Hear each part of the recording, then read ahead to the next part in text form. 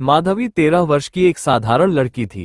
रंग गेहुआ और नाक नक्श भी ठीक ठाक ही था, लेकिन उसके चेहरे पर एक अनमोल आकर्षण का अजीब सा फैलाव था।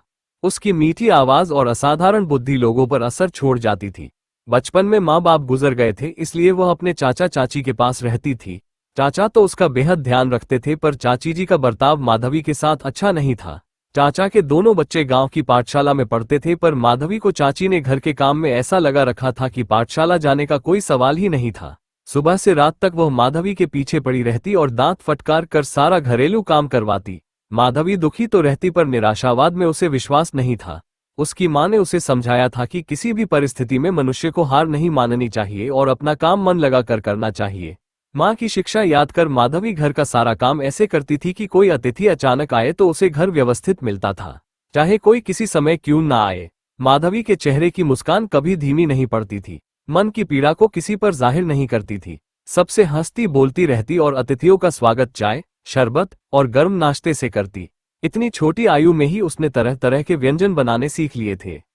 उसके हाथ की बनी पकौड़ियाँ, कढ़ी, पुलाव और दम आलू खाकर लोग उंगलियां चाटते रह जाते थे। इतना सब कुछ करने पर भी उसे चाची और उनके बच्चे राजू और कंचन से कभी प्यार के दो मीठे शब्द नहीं मिलते थे। नुक्स निकालने के सिवा उन्हें और कुछ नहीं आता था।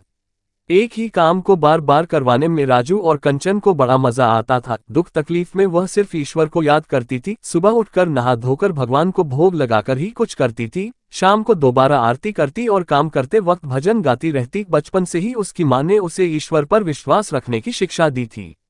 वह कहती, बेटी कभी किसी मुसीबत में पड़ो और किसी सवाल का हल ना मिले तो राम जी से पूछ लो, वो तुम्हें जरूर राह दिखाएंगे। उनके पास तो हर सवाल का हल होता है और जो उनकी मदद लेता है उसे किसी की चिंता नहीं होती।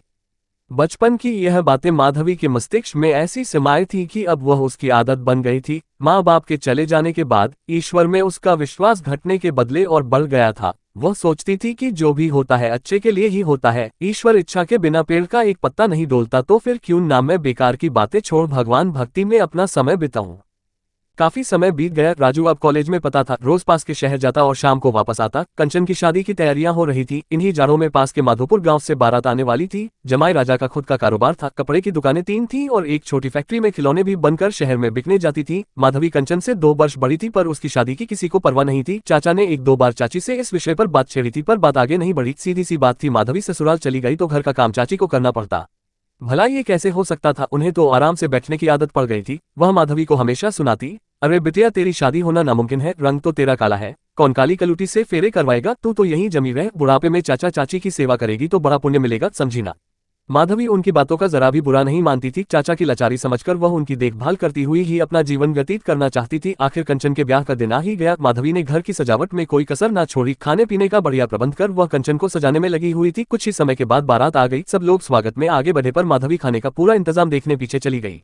अभी उसने पत्तल वगैरह लगवाने शुरू ही किए थे कि कंचन की सहेली रानी ने दौड़कर कहा, माधवी चल, दूल्हे राजा तुझसे मिलना चाहते हैं। माधवी ने साड़ी का पल्लू ठीक किया और रानी के साथ शामियाने में आई। दूल्हा कुर्सी पर बैठ शरबत पी रहा था। जो ही उन्होंने माधवी को देखा, हैरानी से उनकी अजीब हालत हो गई। उन्होंने झट पीछे खड़े दोस्तों में से अपने प्रिय मित्र राजन को हाथ पकड़कर अपने पास बुलाते हुए कहा, राजन देख भाभी। आसपास खड़े लोग दूल्हे की बात सुनकर हैरान हो गए। राजन की आंखें एकटक माधवी के चेहरे पर गड़ी थी। माधवी को कुछ भी समझ नहीं आ रहा था। घबराकर वह उल्टे पांव घर के अंदर चली गई। राजन ने कुर्सी का सहारा लिया और सर से पसीना पोंछने लगा। प्रदीप, कंचन के होने वाले पति ने सबको बताया कि 2 साल पहले राजन की शादी हुई थी और पिछली गर्मियों में उसकी पत्नी रेणु का स्वर्गवास हुआ था। माधवी का चेहरा हूबहू रेणु भाभी जैसा था।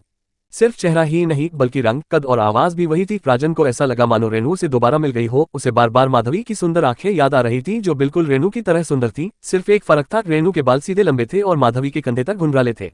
अब तक माधवी के चाचा भी वहां आ गए थे। प्रदीप ने उनसे कहा, पिताजी, आप अपनी बेटी माधवी की शादी यदि मेरे मित्र राजन से करवा दे तो उसे दोबारा उसकी पत्नी मिल जाएगी, जिसके बिना उसकी जिंदगी बेकार ही हो गई है। चाचा ने हामी भरी और चाची के लाख मना करने पर भी एक ही मंडप में कंचन और माधवी दोनों की शादी करवा दी।